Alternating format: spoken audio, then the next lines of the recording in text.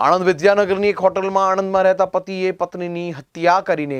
પોતે આત્મહત્યાનો પ્રયાસ કર્યો હોવાનો કિસ્સો સામે આવ્યો છે। બાદમાં પતિએ પોલીસને જાણ કરતા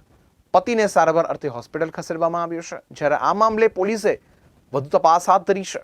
આણંદ શહેરમાં લોટિયા ભાગોળ વિસ્તારમાં સિદ્ધિવિનાયક ફ્લેટમાં રહેતા 36 વર્ષીય યુવક કોટેશ્વર પ્રસાદ બટુકપ્રસાદ દવે નામના યુવકે મંગળવારે બપોરના સુમારે પોતાની પત્ની સેજલબેનને લઈને વલ્લભ વિદ્યાનગરની ફેવરિટ રીજન્સી હોટલમાં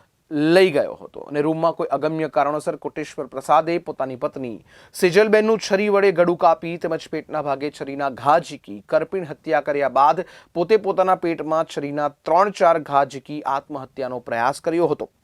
કોટેશ્વર પ્રસાદે પોલીસ કંટ્રોલ રૂમના 100 નંબર પર ફોન કરી પોતાની પત્નીની હત્યા કરી પોતે આત્મહત્યાનો પ્રયાસ કર્યો હોવાની જાણ કરતા વલ્લભ વિદ્યાનગર પોલીસ ઘટના સ્થળે દોડી ગઈ હતી અને રૂમનું લોક તોડી રૂમમાં લોહી લુહાણ પડેલા કોટેશ્વર પ્રસાદને ત્વરિત સારવાર માટે હોસ્પિટલમાં ખસેડાયો હતો, જ્યારે સેજલબેનના મૃતદેહને પોસ્ટમોર્ટમ માટે હોસ્પિટલમાં ખસેડાયો હતો। પોલીસે જણાવ્યું હતું કે ઘાયલ કોટેશ્વર પ્રસાદનું હોસ્પિટલમાં ઓપરેશન કરવામાં આવ્યું છે અને તેની સ્થિતિ હાલ સારી છે, જ્યારે હોસ્પિટલમાંથી રજા આપ્યા બાદ આરોપી કોટેશ્વર પ્રસાદની ધરપકડ કરવામાં આવશે। જોકે સમગ્ર ઘટનામાં સેજલબેનના 2 બાળકો નિરાધાર બની ગયા છે। માતાની હત્યા થઈ તેમજ પિતા જેલમાં જશે, ત્યારે બંને બાળકોએ માતા પિતા બંનેનું છત્ર ગુમાવતા બંને નિરાધાર બની જતા લોકોમાં એરાટી પ્રસરી જવા પામી છે। બપોરના 3:30 વાગ્યાના સુમારે પોલીસ કંટ્રોલ રૂમ આણંદ ખાતે કોટેશ્વર પ્રસાદ બટુકભાઈ દવે રહેવાસી સિદ્ધિ હાઇટ એપાર્ટમેન્ટ આણંદનાઓએ વર્દી લખાવેલ કે પોતે પોતાની પત્ની સેજલબેનનું છરીથી મર્ડર કરેલ છે અને તેની ડેડ બોડી અત્યારે ફેવરાઇટ રીજન્સી હોટલના રૂમ નંબર 203માં રાખેલ છે અને પોતે પણ મરવા જઈ રહેલ છે, જે બાબતની વર્દીની જાણ કરેલી, જેથી આ બનાવની ગંભીરતા સમજી પોલીસ કંટ્રોલ રૂમ તરફથી વિદ્યાનગર પોલીસને જાણ કરેલી અને વિદ્યાનગરના પીઆઈ ગોહિલ તથા તેના સ્ટાફના માણસો તે ફેવરાઇટ રીજન્સીના રૂમ નંબર 203માં જઈ સ્ટાફના માણસો સાથે